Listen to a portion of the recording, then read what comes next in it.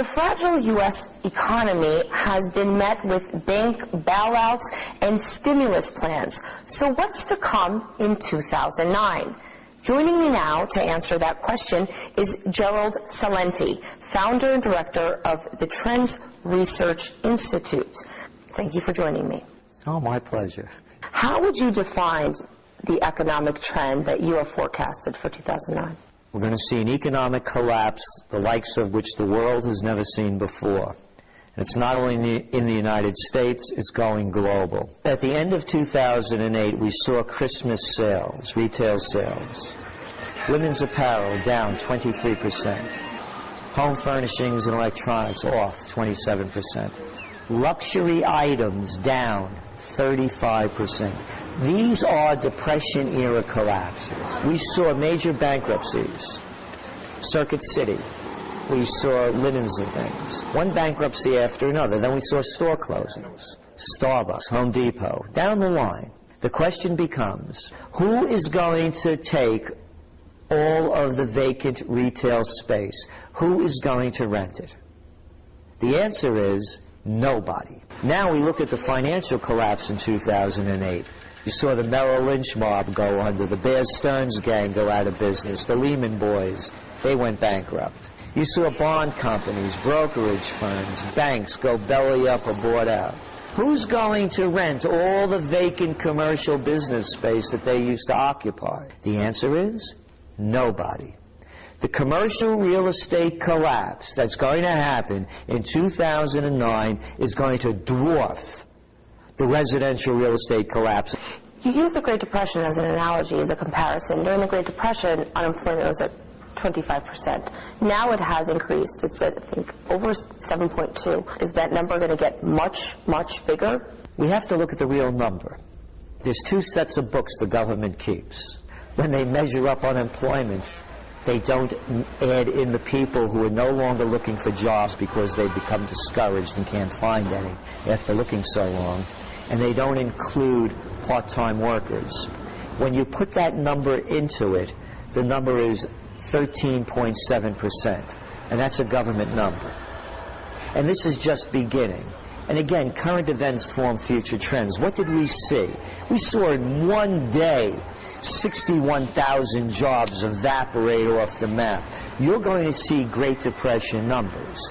Because as I'm mentioning with this real estate, commercial real estate collapse, all of these retail stores closing, Starbucks, Macy's, you go down the line, you look at not only the people that work for these places that no longer have jobs, but how about all the support industries, the advertising, the manufacturers of products that are going to be laying off people as well. We're going to see Great Depression numbers.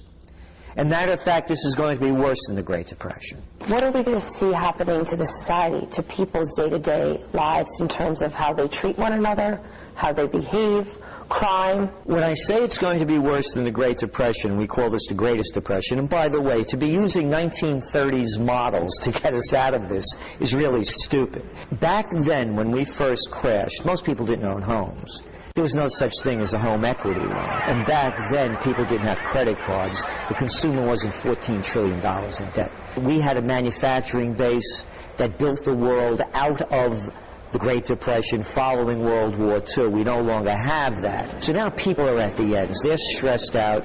And look, the Americans are the most depressed nation in the world already. They take more antidepressant drugs than anybody, plus the other kind of drugs that they're taking. You're going to see crime levels in America that are going to rival that of a third world country. Welcome Mexico City. You're going to start seeing people being kidnapped in this country like they do in other underdeveloping nations.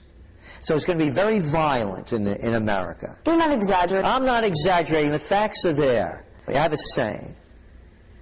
When people lose everything and they have nothing to lose, they lose it.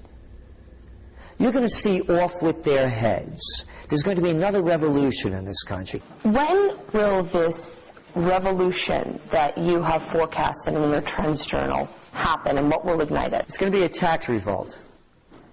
We're going to start seeing a tax revolt in the United States. People are one job away from losing everything.